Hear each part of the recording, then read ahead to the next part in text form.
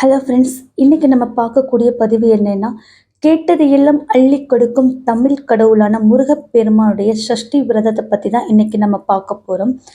கேட்ட வரங்களை எல்லாம் அள்ளி கொடுக்கின்ற சஷ்டி விரதம், அதை மாதம் இருமுறை வருகிறது. வளர்பிறை சஷ்டி, தேய்பிறை சஷ்டி. முருகப்பெருமானை சஷ்டி விரதத்தில் வழிபடுவதால் இவ்வளவு நன்மைகளா அப்படின்றத தான் இன்னைக்கு நம்ம பார்க்க போகிறோம். இது வரைக்கும் சேனல் சப்ஸ்கிரைப் பண்ணாதவங்க சப்ஸ்கிரைப் பண்ணுங்க. உங்களுக்கு முருகன் பிடிச்சிருந்துச்சுன்னா இந்த வீடியோக்கு ஒரு லைக் கொடுங்க. தமிழ் கடவுளான முருகப்பெருமானை வழிபடுபவர்கள் உலகம் முழுவதும் உள்ளார்கள். முருகப்பெருமான் பிறந்தவர் கிடையாது. சிவபெருமானின் நெற்றிக்கண்ணிலிருந்து வெளிப்பட்ட தீப்பொறியில் இருந்து உதித்தவர். இதனால் இவரை சிவனின் அம்சம் என்றும், பராசக்தி தன்னுடைய சக்தி முழுவதையும் திரட்டி தந்த சக்தி வேலை எப்போதும் கையில் தாங்கி நிற்பதால் இவர் பராசக்தியின் அம்சமாகவும் கருதப்படுகிறார். முருகப்பெருமான் சிவனின் அம்சமாகவும் பராசக்தி தாயாரின் அம்சமாகவும் கருதப்படுகிறார். முருகப்பெருமானை வழிபட்டு பயன்பெறுவதற்காக உரிய தலங்களான அவருடைய அறுபடை வீடுகளை குறிப்பிடுகிறது. ஆனால் அங்கெல்லாம் செல்ல முடியாதவர்கள் இருந்த இடத்திலிருந்தே உண்மையான அன்புடன் முருகா என ஒருமுறை அழைத்தால் உடனடியே ஓடி வந்து முருகப்பெருமான் அருள் செய்வார் என அருணகிரிநாத சுவாமிகள் பாடியுள்ளார். அதேபோல் முருகனுக்குரிய சஷ்டி திதியில் விரதம் இருப்பதும் துன்பமில்லாத வாழ்க்கையை பெறுவதற்கு ஏற்ற வழியாகும். வாதம் இருமுறை வரும் தேய்பிறை சஷ்டி, வளர்பிறை சஷ்டி.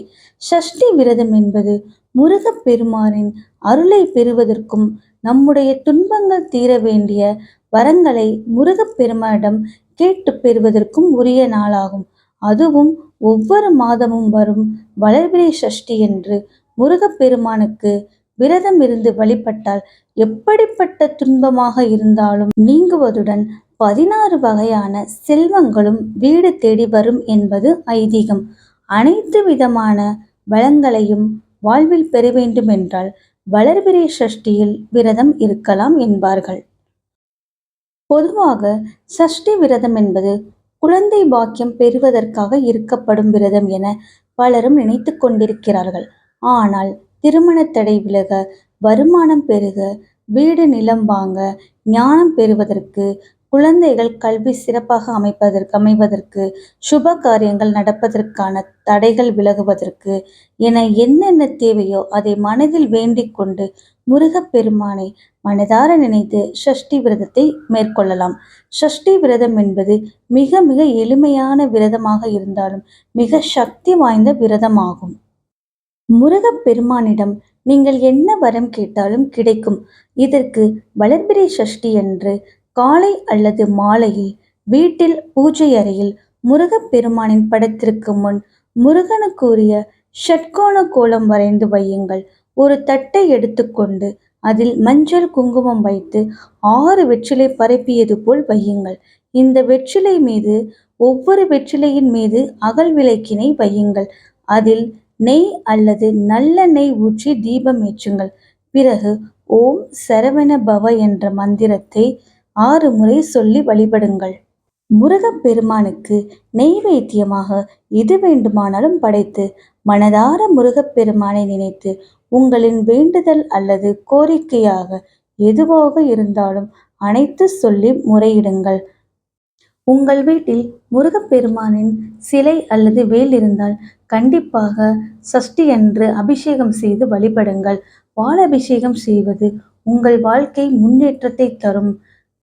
பிறகு முருகனுக்குரிய கந்த சஷ்டி கவசம், திருப்புகழ், கந்தகுரு கவசம், கந்தர் அனுபூதி உள்ளிட்ட எந்த பாடலை வேண்டுமானாலும் பாராயணம் செய்யுங்கள். அதோடு முருகன் மற்றும் குரு பகவானுக்குரிய இந்த ஒரே ஒரு மந்திரத்தை சொல்லி வேண்டிக் கொள்ளுங்கள். ஓம் வர்ஷபத்வஜாய வித்மஹே க்ரூணி அஸ்தாய தீமஹி தன்னோ குரு பிரச்சோதயாத். இந்த மந்திரத்தை சொல்லி வேண்டிக் கொள்ளுங்கள். இப்படி செய்வதால் முருகப்பெருமானின் அருளுடன் குரு பகவானின் அருளும் நமக்கு சேர்ந்து கிடைக்கும்.